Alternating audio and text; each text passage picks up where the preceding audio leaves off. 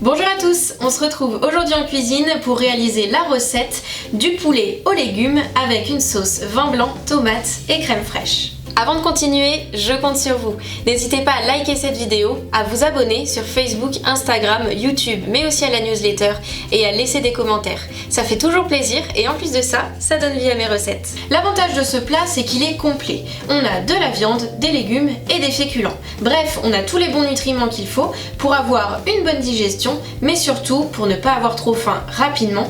Évidemment, cette recette se réalise aussi sans viande pour une version végétarienne. Cette recette se réalise aussi bien avec des légumes surgelés que des légumes frais. Parfois, le surgelé c'est moins cher et hors saison, ça nous permet de consommer des légumes d'été, même quand on est en plein hiver et qu'on se les gèle. C'est un petit détail, mais pour cette recette, j'ai utilisé des poivrons de 3 couleurs. Pourquoi ? Parce que c'est encore plus joli et quand un plat est très coloré, ça donne encore plus envie de le consommer. L'avantage du poulet, c'est que c'est une viande qui est maigre. Elle contient bien sûr du cholestérol, mais il y a moins de gras que dans les viandes rouges, abats et charcuterie. À la fin de cette vidéo, comme d'habitude, je vous donne plein d'astuces pour adapter cette recette. En attendant, on commence par les ingrédients. Pour cette recette, vous aurez besoin de filets de poulet, de poivrons, 3 couleurs si possible, d'échalotes, d'ail, de crème fraîche épaisse, de petits pois surgelés, de haricots verts surgelés, de vin blanc sec de cuisine, d'huile d'olive ou tournesol, de poivre, de concentré de tomates et de bouillon de légumes.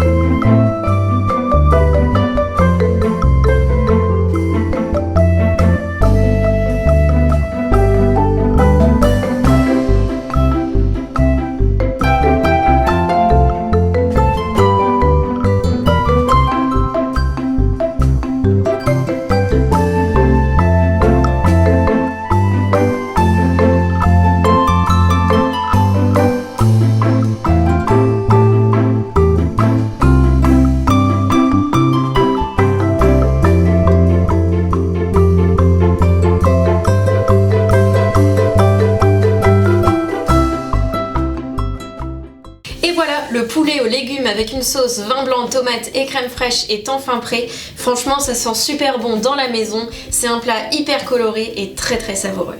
J'ai tendance à privilégier le frais ou le surgelé parce que je trouve que d'un point de vue gustatif, c'est meilleur.